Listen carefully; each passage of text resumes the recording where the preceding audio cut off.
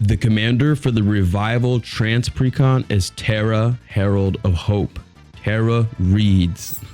Terra read. At the beginning of combat on your turn, mill 2 cards. Terra gains flying until the end of turn. Whenever Terra deals combat damage to a player, you may pay 2. When you do, return target creature with power 3 or less from your graveyard to the battlefield tapped. Just because there's going to be a lot of new players watching this video, when we say the word mill, that means that we're going to take cards off of the top of our deck, just like this, and we're going to put them directly into our graveyard. And then if we were to move to combat and we dealt damage with Terra, we can pay 2 mana to return a creature inside of our graveyard back to the battlefield tapped.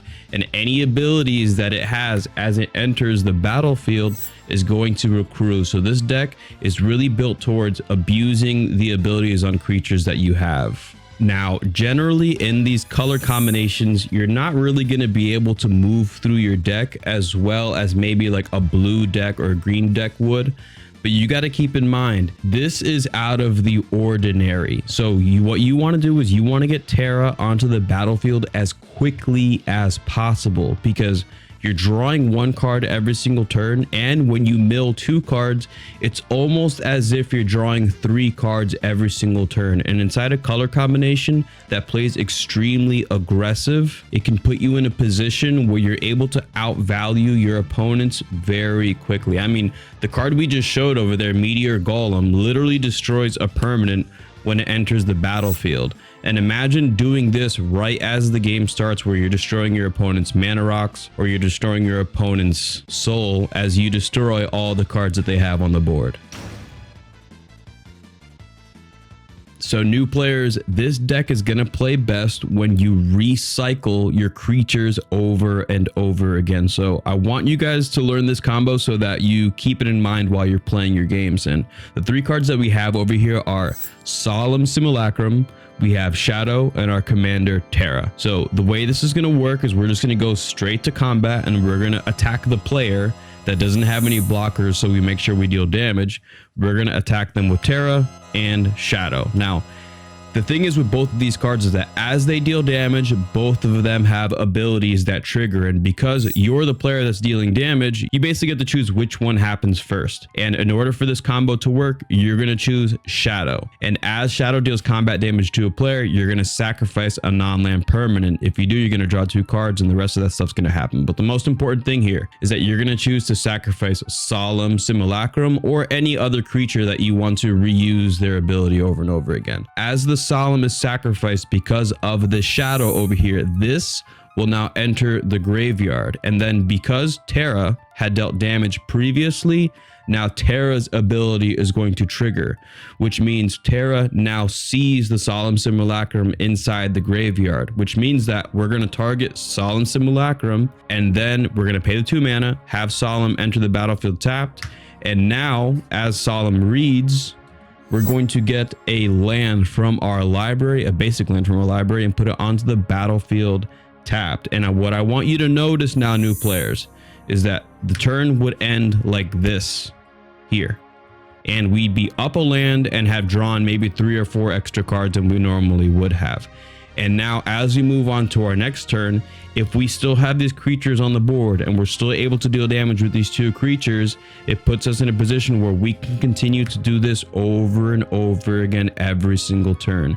And because Terra puts creatures in our graveyard rather early, and because both of these creatures over here, if you notice, both have 3 power or less, it's very likely that we assemble combos like this very early on in the game. This deck is really good, guys. I'm telling you, it's really fun.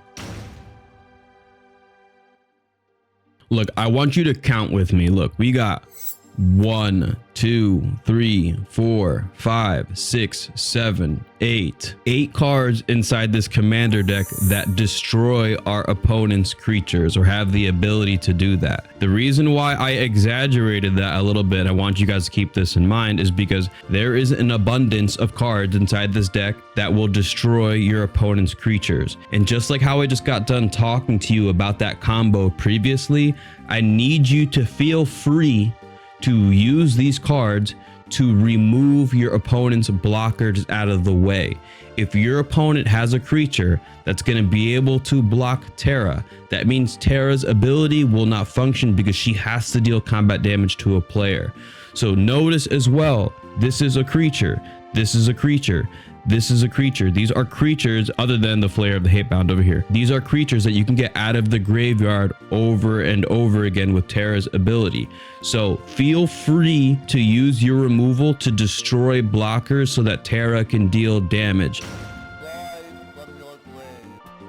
Now inside this deck, there are also 9 cards that get creatures directly out of your graveyard and onto the battlefield, which is just an exquisite decision to have allowed this to occur by Wizards of the Coast, because it makes this deck play incredibly resilient.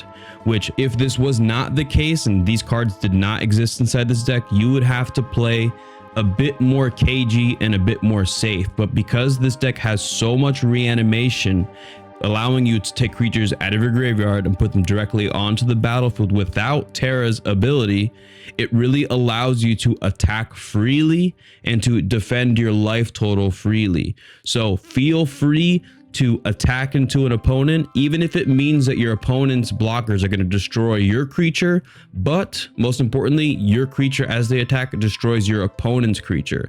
So you are going to win on that trade if you decide to do that, because we have the ability to get our creatures from our graveyard back onto the battlefield. But I need the new players to remember the colors green, white, and black all have cards that exile our graveyards, which destroys the game plan for this deck. So in other words, what I'm saying is, if you're playing against any players that are using green, white, or black, you need to remove them from the game as quickly as possible. The last thing I always recommend is that you shuffle up your commander deck. You're going to draw 7 cards and you're going to pretend like you're playing against somebody. And by doing this, it allows you to see the various combinations of way of playing this deck, so that when you sit down and you play against your friends, you already have a gist of how you're going to sequence the cards, so that you're able to know exactly what you're doing whenever you play. So if you like this video, remember, like this video, it really helps the channel out. If you're not subscribed to this channel, do not subscribe to this video in particular. I recommend you click the link right over there and you subscribe to that video, because if that video gets 1,000 subscriptions, I'm going to give away a commander deck completely for free. So comment in that video saying what type of commander deck you would like in case you win. And if you want to help to support the channel, keep in mind that we do have channel memberships now. And for as low as 99 cents, which actually goes a long way, helps me to purchase these commander decks so that I can continue to make videos just like this for you guys. And whenever I end these videos, I always say the same thing. Always remember, everybody, eat healthy, okay? Work out every single day. And most importantly, you guys got to remember to believe in yourself, all right? Peace out, people.